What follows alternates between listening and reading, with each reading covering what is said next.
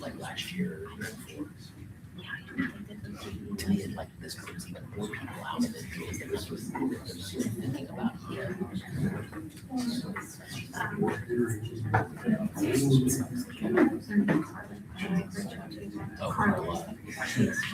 okay, good. I think she mentioned something. She read it to my wife somewhere. She mentions you guys talk.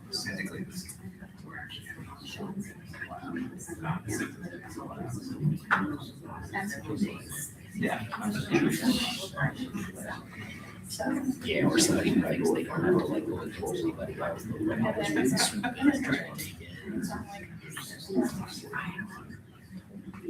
Yeah.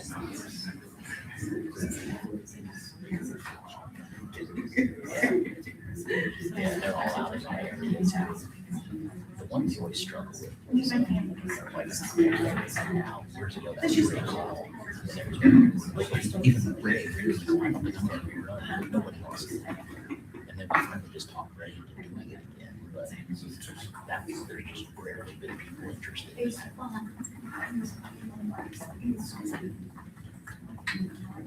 Yeah, there just isn't.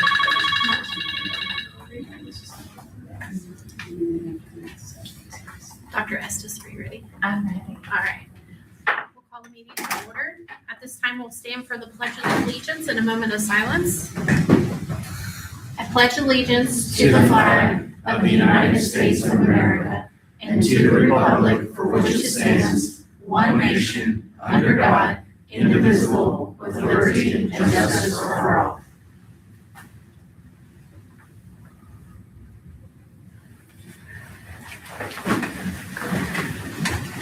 Dr. Estes, I will turn it over to you to go over our BCSC vision.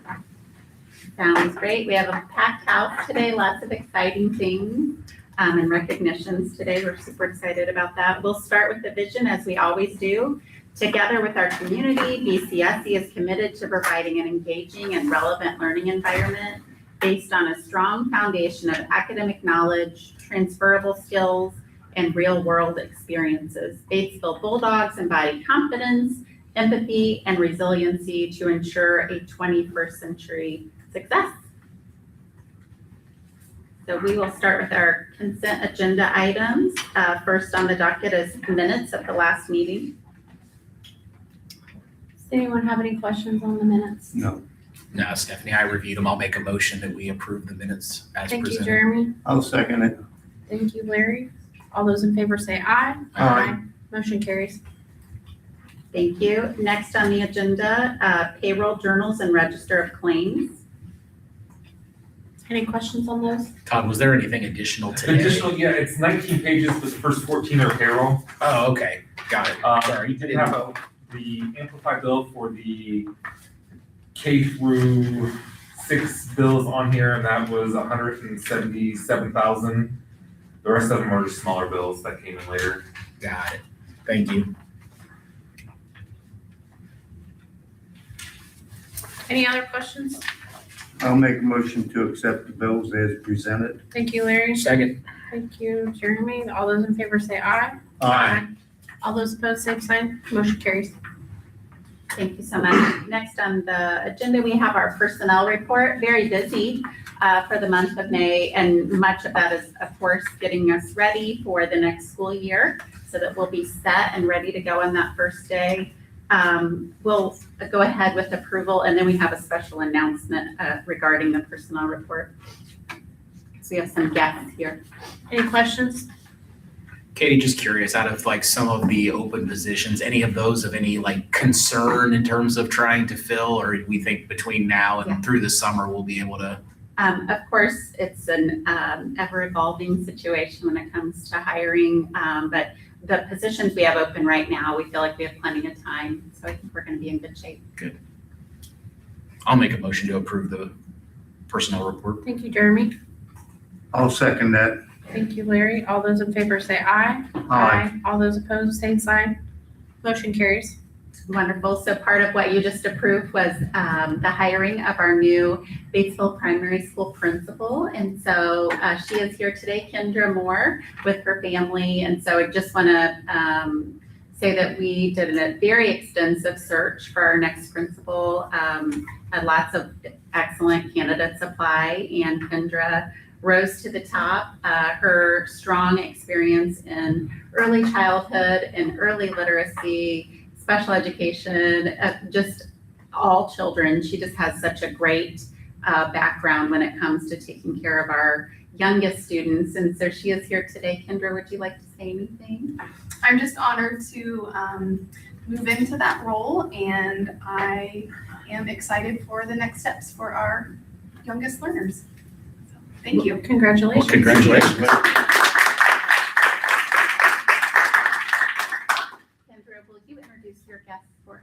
Yes, this is my daughter McKenna. She will be a senior at the high school, so that's exciting. And then Everett will be a 7th grader at the middle school, and this is my husband, Matt. Sorry. You're just here. Well, we appreciate you all for coming. We know being an administrator is a family, like full family affair. And so we're so grateful to have all of you here supporting your mom and wife. So thank you so much. Next on the docket are travel requests. So you want, I did have one question on the travel request. I know we had a couple of items that had popped up previously that were approved kind of ad hoc through the month. Did those need to be captured formally on the travel approval in this document? These travel requests are for professional, down below, are you talking about the field trip travel? The field trip and Yeah. then the golf team. I Yeah, just wanted to make sure those were yeah. captured Those are somewhere. down in action item number 7. Oh, okay, I'm sorry. Definitely, yep, you're great for asking about that. We will definitely get those approved officially. Okay. Well, hearing that, then I will make a motion to approve the travel request for Thank the you, Jeremy. one professional development piece. I have one question for Dr. Eustis. Is we get these travel requests in between meetings. Right. Is there a way that we could formally approve them in between that? That seems like not an easy task, but maybe we should look at it. Are you talking about for staff or for students? Either way, For staff, I can sometimes those things do pop up. We always try to let you know when that's coming. For field trips, we're gonna put a process together to make sure that that gets approved before we take the trip. I understand, like, for athletic trips, you know, they win a sectional or regional or whatever, and it's only a week to the next event, so. Right. Yeah. But I will second the motion. thank you. All those in favor say aye. Aye. All those opposed say sign. Motion carries. Great, thank you. We're moving on to some celebrations, and we're gonna start with, we have some bilingual proficiency awards. I believe it's the first time this has ever happened, and so I'm gonna turn it over to Mr. Klingerman. Thank you. And you guys telling me. I just wanted to thank everyone here for giving us the opportunity to recognize 7 of our 9 students who accomplished something pretty remarkable, I have to say. For the first time in this high school's history, we had 9 students who achieved a certificate of multilingual proficiency. It's an extremely rigorous feat to accomplish in that you have to take a standardized exam by the state of Indiana as well establish proficiency in English via the regular high school's curriculum. But what's remarkable about these students is that they went above and beyond the benchmarks as was required by the state of Indiana. The majority of them all received what's called an Advanced 1 or an A1 on the Apple exam. And it's kind of hard to put that into terms what that truly means. But if I were to drop any one of these individuals off into any Spanish-speaking community, they would thrive almost as if they were natives at the end of the day. It's extremely incredible, not just what they earned through the eyes of the state, but their own individual ability to communicate in Spanish. And so I just felt like it was appropriate that we gave them an opportunity to acknowledge them for this incredible accomplishment. So if you wouldn't mind, I have some certificates that will, I don't know if Dr. Eustis, you'd like to it would be an honor if you could distribute. So we have our first individual here, John Moody, if you can come up. Congratulations. Next we have Tyler Hoff. We have Matthew Schran, Jaden Bosler, Sam Richardson, Grace Walter, and Valentina Aguilar. So at any rate, so if I can just have everyone give us a round of applause. I appreciate it very much. And then we also have Alvaro Garcia and Ava South who couldn't be with us because of prior engagement. So once again, thank you everyone at the school board for giving us this opportunity to acknowledge their accomplishments. So with that, we do have finals to get back to. So we do have to check out everyone. Congratulations. So thank you very much. Thank you. Yeah, great job. Great job, guys.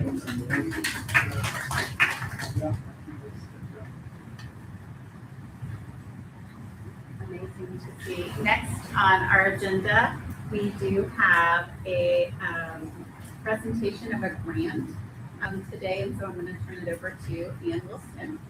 Actually, I'm going to turn this over to Justin Bergeise from the Indiana Association of Public Education Foundations. And Justin will explain a little bit more about why we're here. Well, this is a big check, but I think a smaller real check has already been sent. So I'm here happily representing the Indiana Association of Education Foundations. We had a competitive grant round where this foundation was selected, received $2,500 for their food insecurity work. I'll let folks next to me introduce themselves as well, because they're the ones that are helping fund this grant through the statewide association. Nick Schellinger, Vice President of Garmont Construction. Mike Ship, Project Manager at Architect. So without their support, these dollars wouldn't be available. Only 5 other foundations in the state of Indiana are receiving a grant of this kind. So kudos to Ian and your team for applying and for winning this. Do you want to maybe tell us how those dollars will be used? Yeah, I would like to say Lisa Tubison, who's the wellness coordinator for the school corporation, couldn't be here today, but Lisa was instrumental in helping me write the grant application. And you might remember that we funded the new Student Success Center downstairs for the high school students that would address academic wellness, but then also mental health wellness. And because that's been in place, we've noticed that more and more food insecurity issues are coming to light because the students feel more comfortable going here. And so this funding will help us supply water, snacks, and things like that for students who are having anxiety issues. And that way they can come and have food, not having to worry about feeling hungry when they're stressed. So we'll be providing funding for that. Oh, that's awesome. Great, thank you. very much. Great. Yeah. Thank you.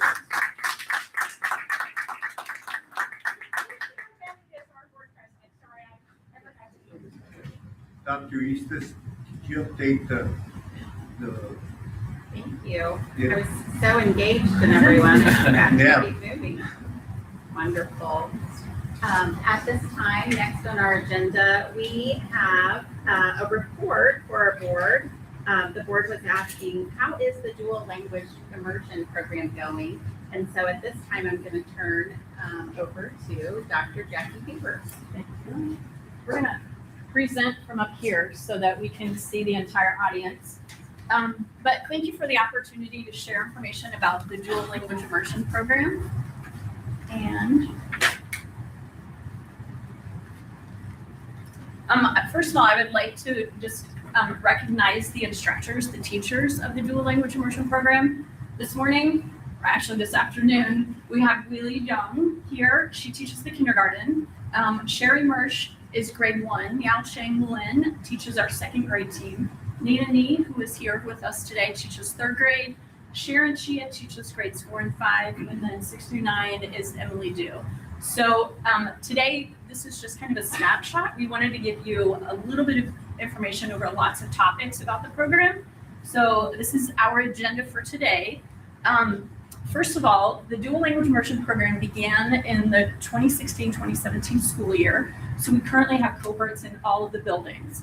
The first group that came in as kindergartners are now in the 9th grade here. So each year we added a grade level to the program. We are the only corporation in the state of Indiana that has a public school that has a Mandarin dual language immersion program. So this is just a snapshot of our enrollment for each of the grade levels. And I'm going to share with you kind of the boring stuff. I'm excited to pass the baton to them as they share more information.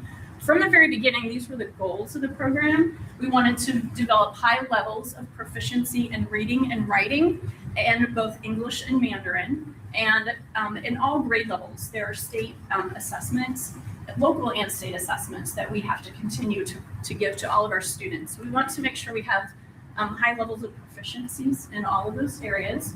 We want to achieve high level of, and we want to meet or exceed those state requirements, but also we want to give the students an opportunity to understand and learn about other cultural experiences. So that's one of the other goals of providing the dual language immersion program here at Batesville.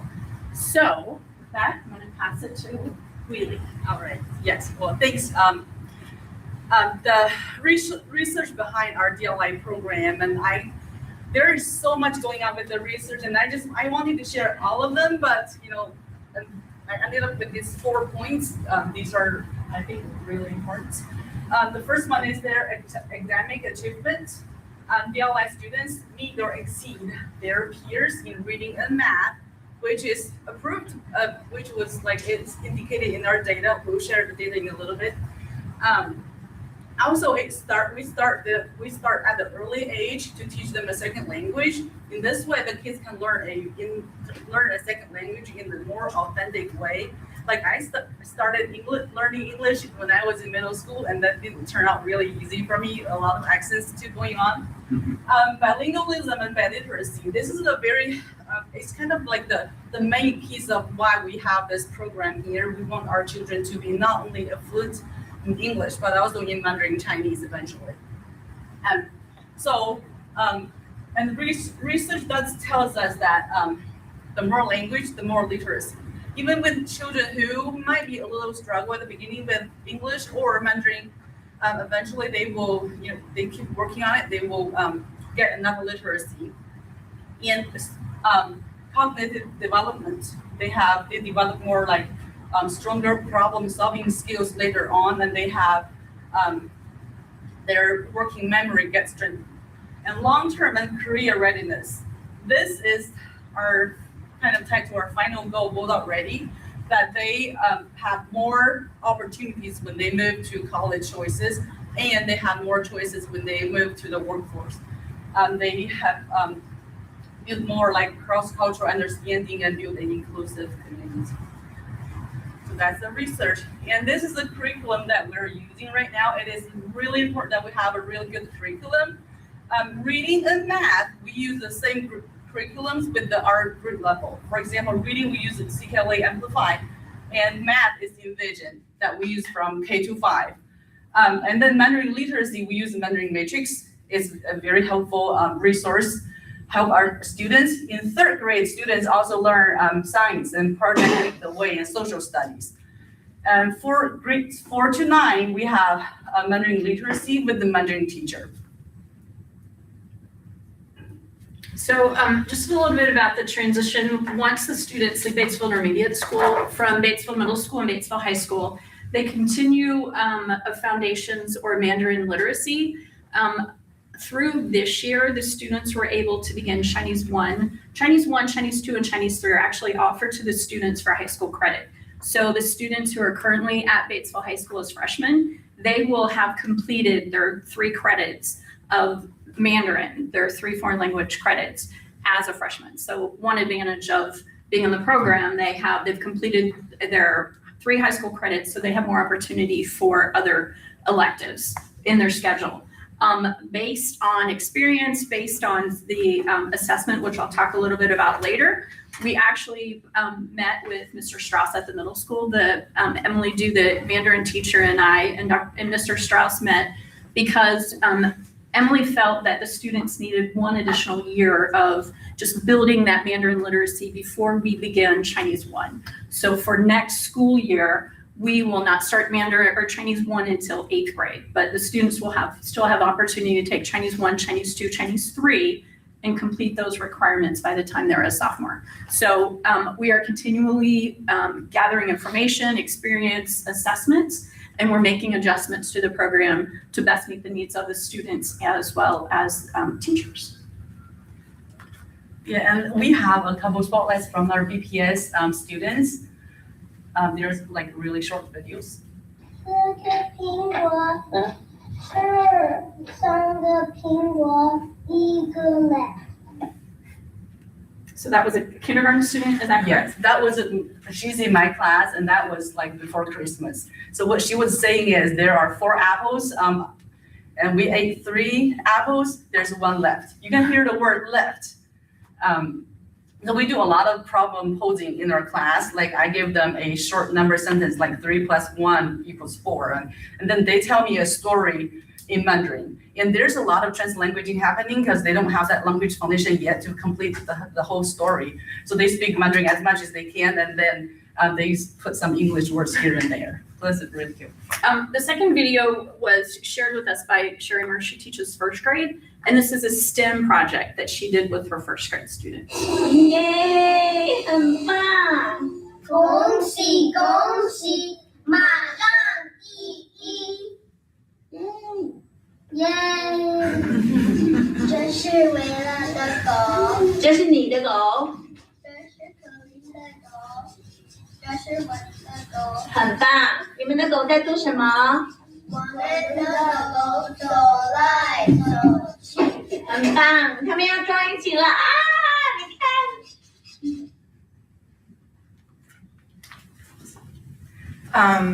Hi everyone, I'm Nina, and I joined Batesville schools back in 2022.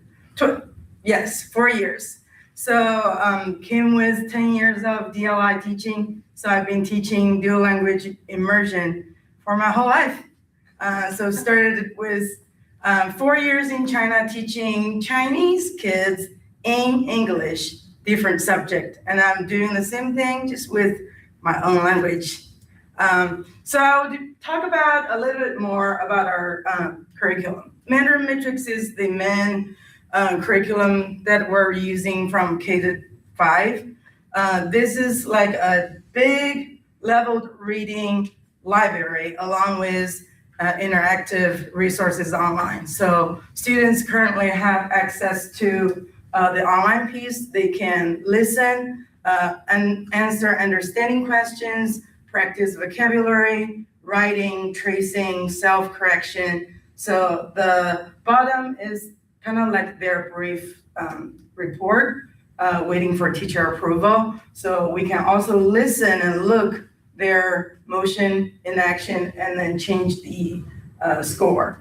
And then also, of course, learning Chinese is like learning English as their first language. So they start with short stories or theme-based, big book, big picture, little words. And then when they go to 3rd grade, then they're transitioning from learning to read stage to reading to learn. So we also get them ready for reading skills and strategy, just like what they learn in English. Like we introduce story elements, sequence of events, cause and effect. They see this in more than one place. So they see it in these subject and also in their English learning, kind of like the research said, the more language, the more literacy.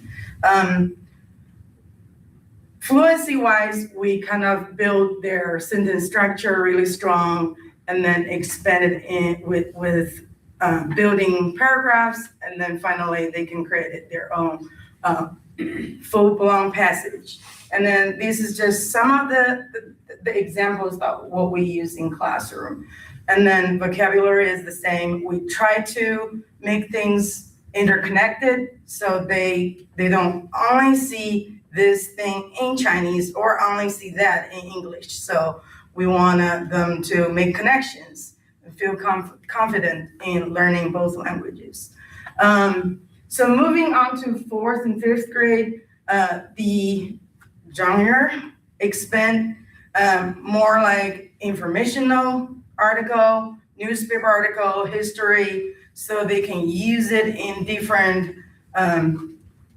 occasions. Like during Chinese New Year time, they put on the play, drama, or recite poems or sing along with music. Also, they use their STEM knowledge to build their project as we go.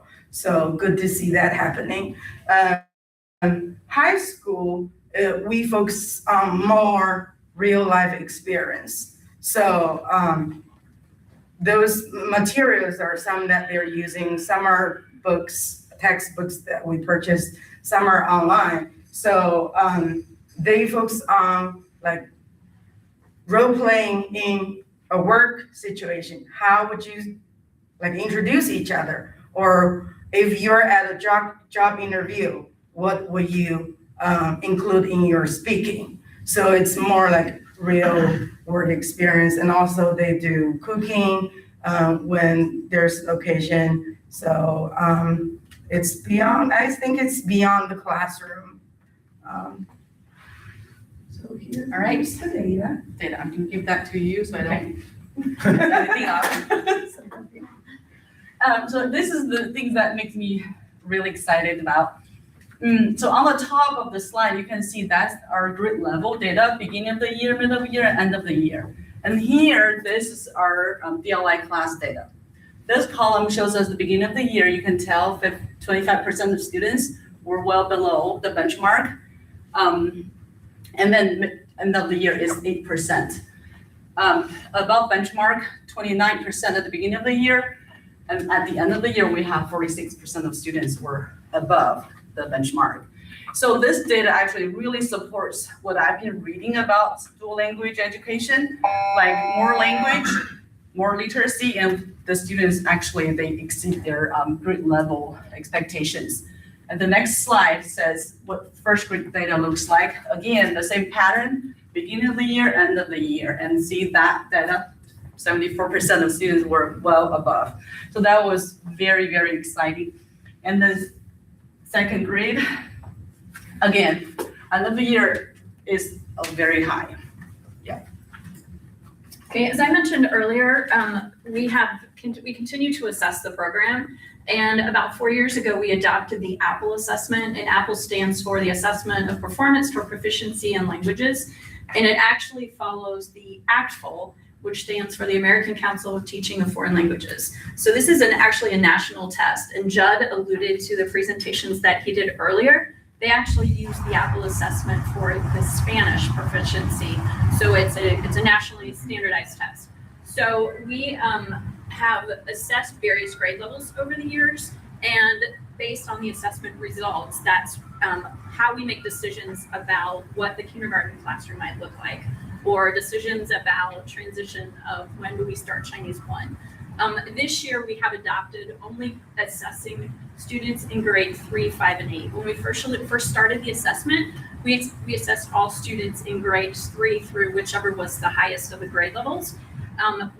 The assessment is not available until 3rd grade. We wanted some sort of measure to see what kind of success we have with the students in the program.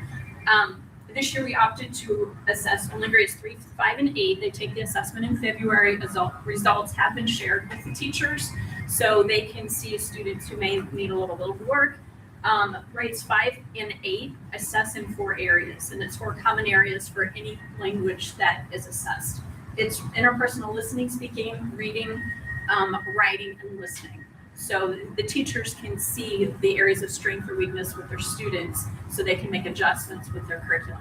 So we will look at the data again as they plan for instruction for next year.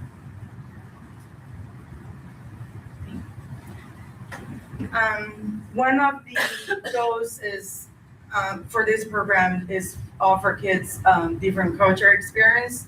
So we have a lot of things going on, but we worked hard to narrow down to 2 slides, which is hard. So 2 years ago, we made connection with Great Cincinnati Youth Group, and they're now called Asianati. So they come to us every spring. Last year, they celebrated Dragon Boat Festival, and this year they joined us with celebrating Chinese New Year. And then also, my first year here, we did a whole community event at BPS. that was great memory. And then also we do a lot in our schools, in our classrooms. A lot of are happening around late January, early February. That's when Chinese New Year comes around. So each building does their different things, like primary school invite parents to do bulletin boards presentation. First grade does the same thing with stations. Second grade, just similarly. And then third grade through middle school, every year, we're on the news. We do a big parade in both buildings and just give the kids chances to celebrate in real action. They get the first-hand information from their teachers. How are things different across the other side of the world? And we are going to end this presentation with a high school student video talking about what they're doing in high school and what their vision is. We get close with other students, and it's truly very supportive when we are working together, and they always help us understand. And it also brings all of us together into a community. What changed it for me in high school is that I get to meet down with my high school friends currently, and for my sophomore and senior years of school, I get to take harder courses. And if I ever wanted to pursue a career in Chinese, I get to take college options and career options that can help me understand and follow up on Chinese stuff. My favorite memory in Chinese is the parade that we did in middle school because I really get to celebrate the culture and fully understand it. I also really like making the dumplings every year because I get to experience some of the Chinese cuisine. So one of the major themes that the Chinese teachers have done over the years are encourage us to speak Chinese through our other classmates. And another big thing is that they share about their lifestyle and just the culture in China. And another thing is they give us creative assignments just to get our minds thinking in Chinese. And it really helps.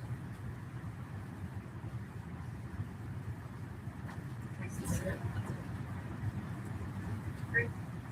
Any questions? Jackie, can you send the board a copy of this presentation? Sure. Thank you.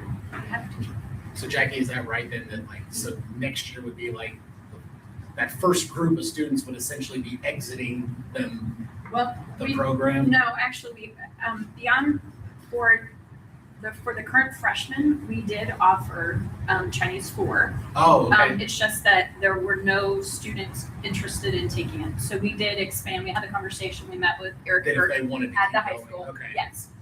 They were offered Chinese 4, but for next school year, there were no students who opted to choose Chinese 4 because now they want to explore the other electives that they have available to them. And we have had conversations with Mrs. Burke in the guidance office to look at dual credit options moving forward. So we have time to plan for it because the highest next year will be Chinese 3, but the 8th graders will be moving to the high school as freshmen taking Chinese 3. Okay. So we have the capacity to in-house teach Chinese 4. Beyond Chinese 4, if we have students who want to pursue that, then we'll have the conversation about dual credit. Got it. Yeah. But the 1, 2, and 3 would meet the requirement for like academic honors that then they can, or if they want to do 2 years and move to something else for 2 years, okay. But we did want to provide the opportunity for students who wanted to pursue the language. That's awesome. Good question. Yes. So for the younger students that are working their way up through, is Chinese 3 going to be the cap? Or if there are students that want to pursue higher levels of that past the 9th grade, are they going to be given that opportunity with BPS? Yes. I mean, I can't speak if they're in DPS what the highest I opportunities just are. want to be, as the organization. Sure, yes. I mean, as I mentioned to Mr. Raver, we have Chinese 4 was offered for the current freshmen. It's just that there were no students that wanted to take it for next school year. Right. So we have the capacity to continue offering those. That's my question, because I have kids in it. Sure. Friends that have kids in it. Sure. And that's a concern of ours. We want to make sure, because as parents, we can really force our kids to do a lot. I'm kidding. But hopefully that some would Yes. pursue that Yes. further. Yeah. than Right. what they have. Any other questions? Okay, that's awesome. Thank you, Thank you ladies. so much. Thank you for having us today. It's great to hear an update on the program. Thank you so much for your time. Anyone who's in the audience, you're welcome to stay, but if you need to get on with your day, please feel free to do so. We know it is the last week of school. Thank you so much.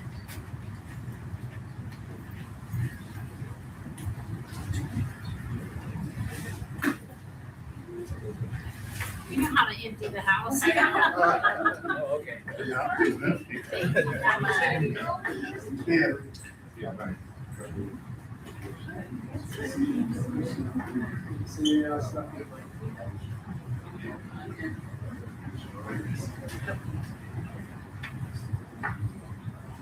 Okay, next on our agenda, we have our financial report. I'm going to turn it over to Tim.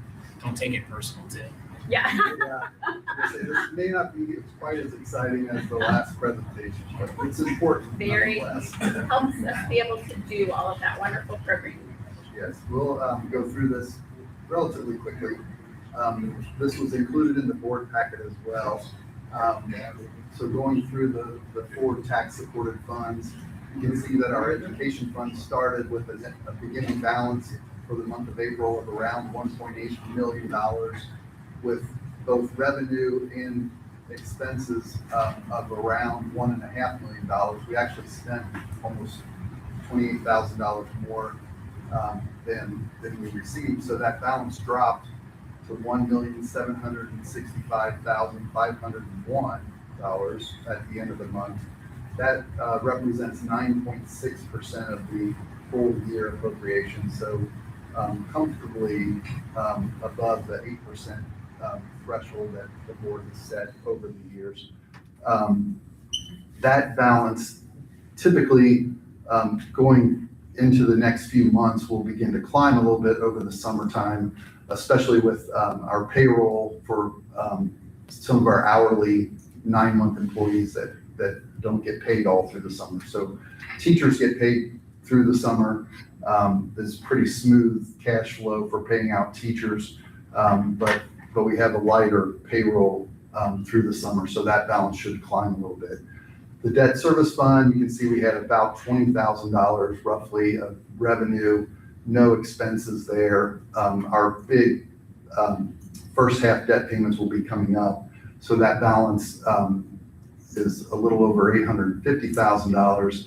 The operations fund, which was a little under $2.8 million to start the month, had about $100,000 of revenue and almost $500,000 in expenses, which is pretty typical. So that balance dropped by about $400,000 to $2,378,082. And then we had no activity in the rainy day fund.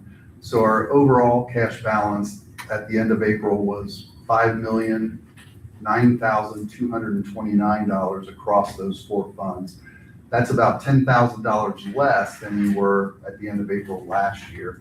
And just as a reminder, a lot of times, and actually Mr. Nabi and I spoke this morning, a lot of times we will have received our first half property tax draws, usually from Franklin County gets it a little bit quicker, but a lot of times we'll see that before the end of May. We definitely will receive it before the end of June from both counties. So this April 30th cash balance has typically been kind of the low water mark for the year. So we're still over $5 million, and I would expect that possibly May, if we get property tax draws from either county, and then definitely going into June and July tend to be our highest cash balance months of the year. Any questions related to those funds, or we can go on to the construction expenditures?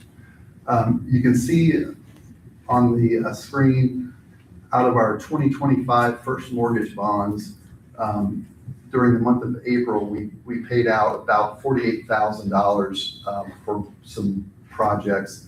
Most of that work was done over spring break that got billed and paid last month. The biggest items that were some concrete work, both to driveways, sidewalk repairs, and out underneath the grandstand floor, under the grandstand at the football field. Along with, we finished up the shade structure outside on the patio of the Success Center over here on the other side of the building. And a few little flooring projects and some minor painting projects, but roughly $50,000 in construction projects. And you can see the cash balance in both of those funds, $4,956,000 and change from the 2025 bonds, and $897,000 and change from the 2024 general obligation bonds. Any questions related to that? Thank you. Mr. Hunter, Yes. do we have any large amounts of debt coming off the books this year or next year? We do not, this year, I don't believe. I can look that up. I have my computer here, so I can get that for you before Just maybe send me the document. Okay, I will do that. Thank you. I think we're good on patron comments, so we'll skip right over that. She cleared the house out, there's nobody to talk now. Brad's back there in the corner, he can say something. He likes being in the corner. Great, thank you. Next on the agenda are some action items, and so we have approval of the updated meal prices for the next school year. Does anyone have any questions about the meal pricing? No. Looks like it's going about 10 cents a.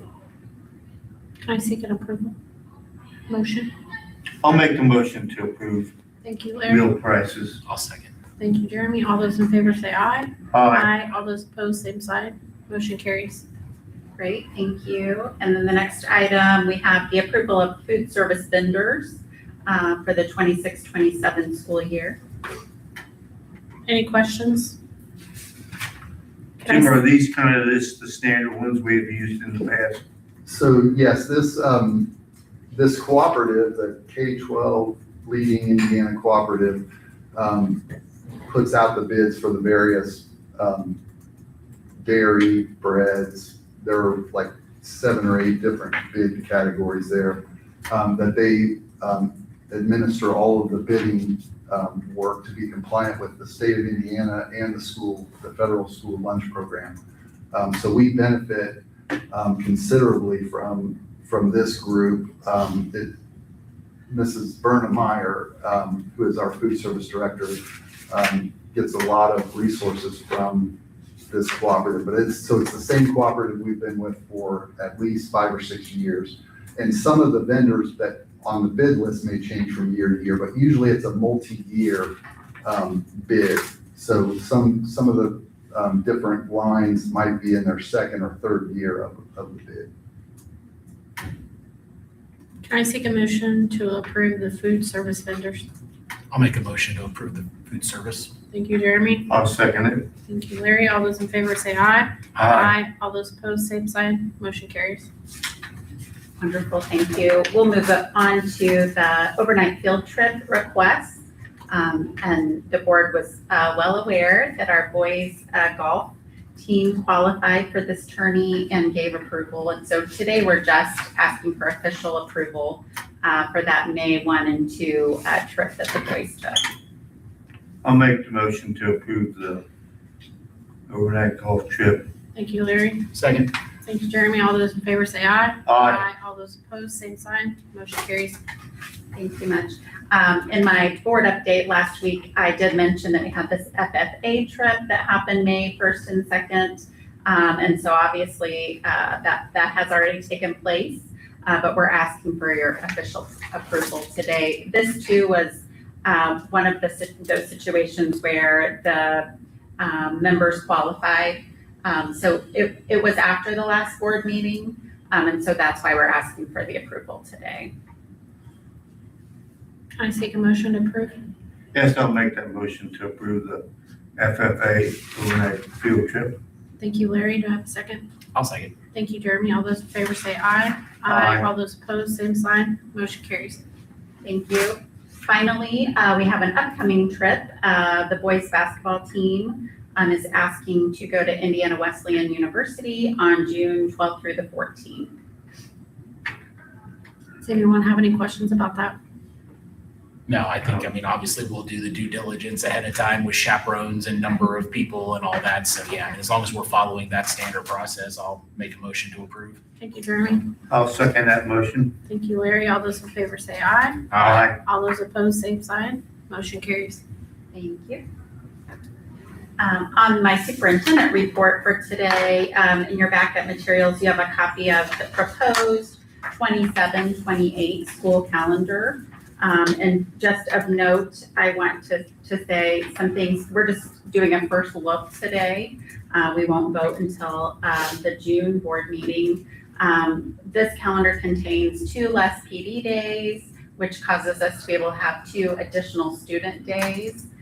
We feel like we'll be at a point with Bulldog Ready that 2 less PD days will be appropriate for our staff in the 27-28 school year.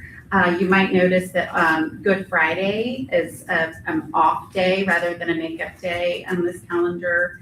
And Mr. Stonekeen did some work for us so that we could align our spring break with Ivy Tech so that it would really make sense for the high number of students who we have working to, live in both of those schedules. And so we appreciate that. And so today we're just taking our first look, but if you have any questions, please let me know. On the PD days, Dr. Eastis, where is the training held and how many teachers involved and who does the training? Great questions. We can give you sort of like our plans for the next school year. Okay. Really all staff are involved. We want to make good use of our time on those days. And so there's typically a majority plan for teachers. And then we have lots of other plans that fill in the gaps for the rest of our staff. So Okay. it's mostly held on site, but we'll make sure the board understands the plan for those for the next school year. Of course, plans are already in place for those. Thank you. Great question. And then the other thing that I just want to note this week, if you can see down in the gym, plans are in place. We are all ready for graduation. That's happening this Saturday at 11. So the class of 1976 will be here kind of celebrating their graduation, and we'll be really celebrating the class of 2026. And so it's going to be a great morning. So that is all we have for my comments. Any school board comments today? I just want to pass out, I have a few copies of the new library innovation and arts hub open house. I had the opportunity to, this doesn't have a lot of information. This is just the library news. And I have, I'm going to give one to Jackie, and our Dr. Isis already got a copy of this. Yes, thank you. That's how I take it over. Well, I want to give one to Mr. Stonekey. I get up on my corner. That, I had the opportunity to go through the center since I'm a member of the Friends of the Library, and the opportunities for our community and especially for students. They're going to have 3D printer. They're going to have this thing called Cricut that I don't know hardly anything about it. Crickets are amazing, Larry. The only thing I know about crickets, you use them for fishing. So. And they're going to have a engraving machine. They're going to have a studio for music and also one for doing podcasts. So the opportunity, those are just the highlights that I picked up. They also have a very large meeting room that can seat up to 200 people, so that can be used for training and whatever. So the facility is, you need to go through it to really understand all of it. And the open house is tomorrow afternoon. Oh, it is? Yes, so Good. the rest of us get to go see it tomorrow, so we're very excited to just get to see it in action. I know the plans have been happening for quite some time now, so we're excited to see it finally opening and ready for the community. So thank you, Larry. So they will have training for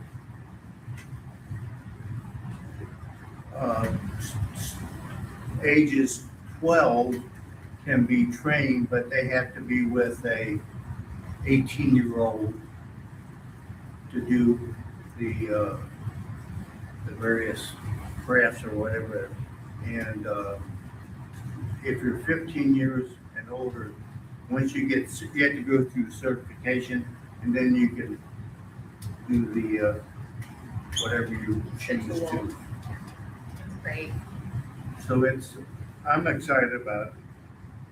Me too. Nothing for me.